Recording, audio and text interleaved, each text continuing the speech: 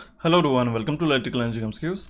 आज से हम लोग एक नए मॉडल क्वेश्चन पेपर सीरीज की शुरुआत करने जा रहे हैं। आपको पता है पीजीसीएल में अभी रिसेंटली काफ़ी अच्छी वैकेंसीज आ चुकी हैं डिप्लोमा इलेक्ट्रिकल के लिए, ठीक है। उसी को ध्यान में रखते हुए हम लोग आज के सेशन से नए पैटर्न पर आधारित एक सीरीज़ की शुरुआत शुरू करने वाले हैं, जो कि आपके आने वाले एग्जामिनेशन के लिए काफ़ी ज़्यादा यूजफुल रहने वाला है। ये हम लोग स्पेशली डिप्लोमा स्टूडेंट्स के लिए सीरीज स्टार्ट करें, क्योंकि इस साल आपको पता होगा एलिजिबिलिटी क्राइटेरिया सिर्फ डिप्लोमा ट्रेनिंग ही बोला गया है। उसी के आधार पर हम लोग सारे सेशंस को डिस्कस करने वाले हैं। तो चलिए गाइस, आज के सेशन को शुरू करते हैं। और अगर आपको पता होगा, जिस तरीके से हमने प्रीवियसली 2020 में जो हमने previous year question paper plus हमने मॉडल क्वेश्चन पेपर सीरीज चलाई थी, उसके ऊपर काफ़ी ज़्यादा उसके ऊपर हमें रिस्पांस मिला था। उसी को ध्यान में रखते हम लोग आज के सेशन से इस सीरीज़ की शुरुआत करने जा रहे हैं। अगर आपको पता होगा 2020 में दिसंबर 2020 में जो प्रीवियस ईयर क्वेश्चन पेपर हुआ था, हमने उसके 4 सेशन ऑलरेडी डिस्कस करा चुके हैं। उसमें से सबसे मेनली क्या था, हमारा क्वांटिटेटिव एप्टीट्यूड का जो 20 क्वेश्चन हमने डिटेल सॉल्यूशन के साथ में डिस्कस किए। ये सेशन जाके देखिएगा। और आपको ध्यान में रखना होगा पार्ट 1, पार्ट 2 और पार्ट 3 इसको मिलाते हुए हमने 120 क्वेश्चन जो टेक्निकल के पूछे गए थे 17/12/2020, दैट मीन 17 दिसंबर 2020 को जो क्वेश्चन पूछे गए थे हमने ऑलरेडी डिस्कस करा चुके हैं। सारे सेशन के लिंक आपको डिस्क्रिप्शन बॉक्स में प्रोवाइड कर देता हूँ, उसको जाके देखिएगा। और आपको पता होगा मेनली क्वांटिटेटिव एप्टीट्यूड का हमने हमारे चैनल कोचिफाई पे ऑलरेडी अपलोड करा दिया। ये सेशन इंपॉर्टेंट है, आपको जाके देखना होगा गाइस। आपको पता है प्रीवियस सेशन में मैंने आपको क्वेश्चन पूछा था, जो हमारा 12th नंबर का सेशन था इलेक्ट्रिकल मशीन्स का, जिसमें हमने 3 फेज इंडक्शन मशीन्स को डिस्कस किया था। क्वेश्चन क्या था, अ 3 phase induction machine when it is operating like a motor the range of slip is given by. जब हम लोग इंडक्शन मशीन को एज अ मोटर करके ऑपरेट करते हैं तो उसकी स्लिप का वैल्यू कितना रहता है, उसका रेंज क्या रहता है, वो रहता है बिटवीन 0 and 1। और इस क्वेश्चन का करेक्ट आंसर दिया हमें उन टॉप 10 स्टूडेंट्स के नाम है, वो है प्रियव्रता कुमार, मंदार ईससरे, Avinash Bhopale, travelling life, Tanis Surya, Snehal Dhabade, Motilal Verma, Bablu 123, Gaurav Singh and Afsar Ali. So shout out to you guys, you the top 10 student जिन्होंने इस क्वेश्चन का करेक्ट आंसर हमें सबसे पहले कमेंट बॉक्स में कमेंट किया। I have received more than 60+ comments in previous sessions. तो अगर आप भी चाहते हो कि आपका नाम हमारा नेक्स्ट सेशन में लो, तो सेशन को एंड तक देखना होगा। सेशन के एंड में जो भी मैंने क्वेश्चन पूछा है उसका आपको करेक्ट आंसर कमेंट बॉक्स में कमेंट करना होगा। So you will get a shout out in next session. तो चलिए हम लोग आज के सेशन को शुरू करते with our very first question, ठीक है। कुछ लिमिटेड नंबर ऑफ क्वेश्चन ही करेंगे, लेकिन मैं आपको ट्राई करूँगा कि मैक्सिमम आपको कॉन्सेप्ट प्रोवाइड करा दूँ सेशन से। ये हमारी सीरीज कंटिन्यू रहेंगी आपके एग्जामिनेशन से पहले तक, क्योंकि हमारे पास सिर्फ 2 महीने। और मैं आपको बता दूँगा, अगर आपको पीजीसीएल के लिए प्रिपेयर करना है तो आप हमारे क्या करिएगा, जो यूपीपीसीएल जेई के सेशंस है उसको कंटिन्यू करते हुए आप सारे सेशंस अभी तक देख लीजिए, क्योंकि सारे इंपॉर्टेंट सेशन है आपके पीजीसीएल के लिए। और जो सिलेबस है वो भी मैंने ऑलरेडी डिस्कस कर दिया कि क्या क्या आपको पढ़ना है करके, ठीक है। और आपको बता दूँ, जो आपके प्रीवियस जो बाकी के जो सेशंस है, लाइक डीएफसीसीएल का हो गया, या फिर कंट्रोल सिस्टम्स के सेशंस हो गए, या फिर गेटको का जो सीरीज़ है वो आपकी जल्दी कंटिन्यू हो जाएगी, उसकी आप चिंता मत करिएगा। तो आई होप आपको जो मैंने अभी इन्फॉर्मेशन बताई वो आपको समझ में आएंगे। तो देखते हैं अभी हमारा सबसे पहला question, what will be the reserve capacity of a power plant having a maximum demand of 90 megawatt given the plant capacity factor is 0.45 and utilisation factor of 75%। आपको पता है मैक्सिमम डिमांड हमारे पास में गिवन है 90 मेगावाट की। जो maximum demand होती है पावर सिस्टम की वो है हमारे पास 90 मेगावाट। हमें क्या पूछा गया, हमें यूटिलाइजेशन फैक्टर भी हमारे पास गिवन है, तो हमें रिजर्व कैपेसिटी पूछी है। दैट मीन्स कुछ प्लांट की रिजर्व कैपेसिटी रहती है। दैट मीन्स मैक्सिमम डिमांड में से जब प्लांट कैपेसिटी में से जब हम लोग मैक्सिमम डिमांड माइनस करते हैं तब जाके हमें रिजर्व कैपेसिटी पता चलती है। तो इसके लिए आपको यूटिलाइजेशन फैक्टर गिवन है 75%, ओके। और प्लांट कैपेसिटी फैक्टर भी गिवन है 0.45। तो हम लोग निकाल सकते हैं हमारी प्लांट कैपेसिटी। आपको कौन से फॉर्मूला इसमें लगाना होगा कि यूटिलाइजेशन फैक्टर का जो फॉर्मूला रहता है, utilisation factor will be equals to क्या होता है, maximum demand upon plant capacity. अब हमें प्लांट कैपेसिटी निकालना है, तब जाके हम लोग उसमें से मैक्सिमम डिमांड माइनस कर पाएंगे। यूटिलाइजेशन फैक्टर हमारे पास में क्यों है 75%, तो हम लोग 0.75 करेंगे 100 से डिवाइड करने के बाद। तो मैक्सिमम डिमांड हमारे पास में 90 मेगावाट क्यों है, ठीक है। और हमारे पास प्लांट कैपेसिटी फाइंड आउट करना है, तो इससे प्लांट कैपेसिटी हमारे पास कितना आ जाएगा, इसको क्रॉस मल्टीप्लाई करते हो तो क्रॉस डिवाइड करते हो तो वो आती है हमारे पास में 120 मेगावाट गाइस, ठीक है। काफ़ी सिंपल है, क्योंकि 0.75 को हम लोग 3/4 करके ऐसे कर सकते हैं। 90 डिवाइड बाय प्लांट का capacity 3 and 4 into 3 4 into 30 will be 120, ठीक है। इस तरीके से आप क्रॉस मल्टीप्लिकेशन कर सकते हो, ठीक है। तो प्लांट कैपेसिटी हमारे पास में 120 मेगावाट आने के बाद जब हम लोग इसमें से मैक्सिमम डिमांड माइनस करते हैं तो वही जाके हमारा रहता है reserve capacity of the system. तो रिजर्व कैपेसिटी कितना आ जाएगा 120 minus 30, 120 minus 90, will be 30 megawatt. तो ऑप्शन बी हमारा इस केस में क्वेश्चन करेक्ट आंसर आ जाएगा। इस तरीके से आपको क्वेश्चन एग्जामिनेशन में पूछे जाते हैं जो जनरेटिंग फैक्टर्स है, ठीक है, जनरेटिंग इकोनॉमिक्स के जो फैक्टर्स है उसके ऊपर डेफिनेटली क्वेश्चंस आपको एग्जामिनेशन में आपको देखने को मिलते हैं। वो आपको आने वाले सेशन में ईच एंड एवरी क्वेश्चन में आपको कवर कराऊंगा। देखते हैं अभी हमारा next question, question number 2। In a shaded pole induction motor the shading coil are use to. Shaded pole induction motor में हम लोग मेनली शेडिंग कॉइल का किस लिए यूज़ करते हैं, ठीक है, to produce the rotating magnetic field. क्योंकि आपको पता है जो रोटेशन होता है हमारे रोटर का, उसको रोटेट करने के लिए हमें मिनिमम 2 रोटेटिंग मैग्नेटिक फील्ड की ज़रूरत रहती है। तो वो अगर हमारे पास में सिर्फ एक ही मैग्नेटिक फील्ड है, अगर हमारा एक ही पोल है इस तरीके से, मान लो यहाँ पे शेडिंग पोल नहीं है, तो हम लोग उसको देखिए जो डायरेक्शन होता है, ठीक है, यूनिडायरेक्शनल टॉर्क हम प्रोड्यूस हम लोग कर पाते हैं। बट लेकिन होता क्या है कि वो रोटेट करने के लिए असमर्थ रहता है, ठीक है, वो सफिशिएंट नहीं रहता है कि हम लोग एक जर्क या फिर एक रोटेटिंग टॉर्क उस रोटर को प्रोवाइड कर देते हैं। तो हमारे पास में 2 मैग्नेटिक फील्ड प्रोड्यूस करने के लिए, 2 रोटेटिंग मैग्नेटिक फील्ड प्रोड्यूस करने के लिए हम लोग क्या करते हैं, इस तरीके से शेडिंग कॉइल करते हैं एक पोल पीस को, ठीक है, पोल पीस को थोड़ा सा कट करके यहाँ पे शेडिंग कॉइल हम लोग इंसर्ट कर दें, सो दैट इससे जनरेट होने वाला जो मैग्नेटिक फ्लक्स है इससे हमारे पास 2 रोटेटिंग मैग्नेटिक फील्ड प्रोड्यूस हो जाती है, जिससे हम लोग इस शेडेड पोल इंडक्शन मशीन को रन कर सकते हैं, ठीक है। तो ऑप्शन ए इस क्वेश्चन का करेक्ट आंसर आ जाएगा। The next question is question number 3।